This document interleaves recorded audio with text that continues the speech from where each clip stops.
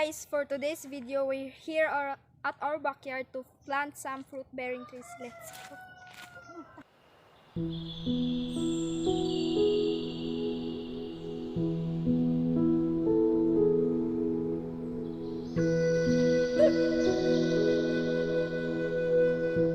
At nandito tayo sa lugar na ito, linisan muna natin konti. Tabi muna natin yung mga nakakalat na dahon.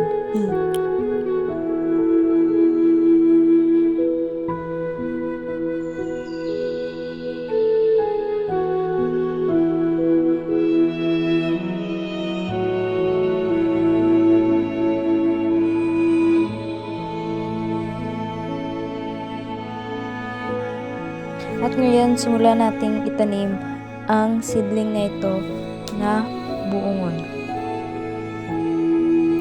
Ang pagtatanim ng kahoy o ng iba't ibang puno ngayon ay napaka-importante dahil ito ay nakakatulong sa ating kalikasan. Lalo na sa panahon natin ngayon na sobrang init. Wala na masyadong puno kasi pinuputol ito ng mga tao dahil sa kanilang mga sariling pangangailangan o interes.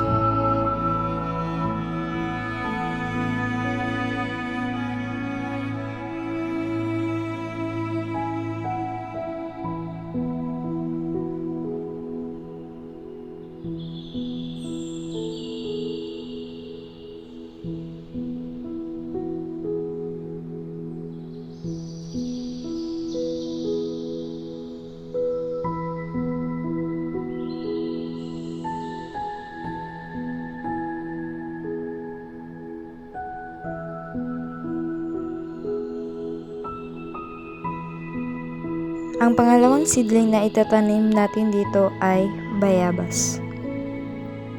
Hindi nila alam kung gaano kaimportante sa atin ang mga punong kahoy sa panahon na ito, lalo na kung may sakuna o bagyo. Ito ay nagbibigay ng proteksyon sa atin sa mga baha upang hindi ito lumala. At lalo sa ating mga tao, ang mga kahoy ay maraming benepisyo na pwede nating gamitin. Gaya ng kanilang kahoy, pwede ito gamitin pang tayo ng bahay. Yung mga bunga nila, pwede natin ito gamitin pagkain natin sa araw-araw dahil ito ay likas.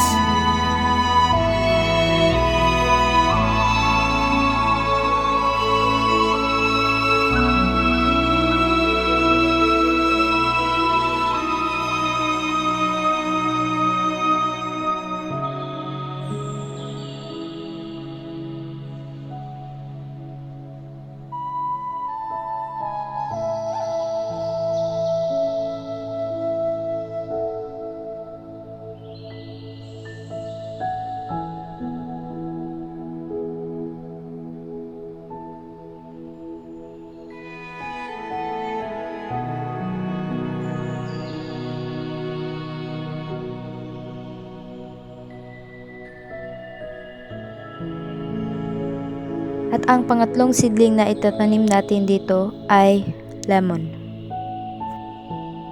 At inaanyayahan ko ang mga kabataan ngayon na magtanim tayo ng mga punong kahoy dahil ito rin naman ay nakakatulong sa atin sa panahon na ito.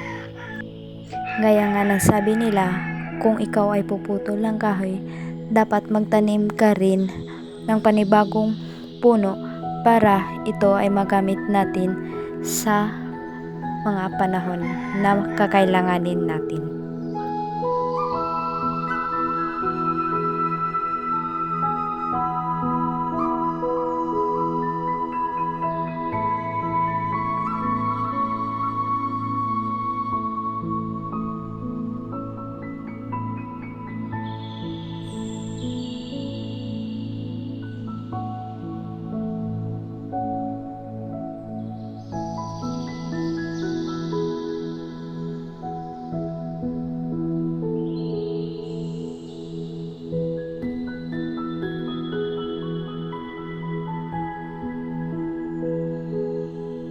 At sa part na ito, isa-isa natin lalagyan maliliit na kahoy yung mga tinanim natin na seedlings para itong proteksyon nila habang sila ay hindi pa tumutubo.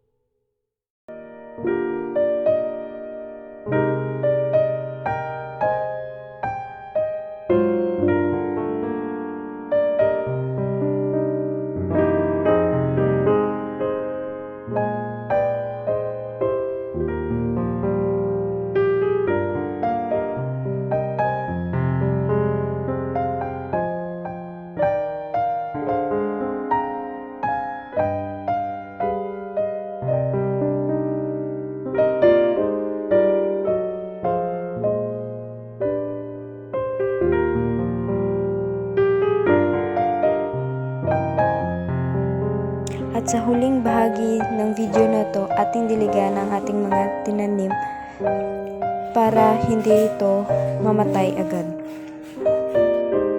And dapat araw-araw natin ito diligan para hindi siya mamatay o malanta dahil sa sobrang init ng panahon natin ngayon.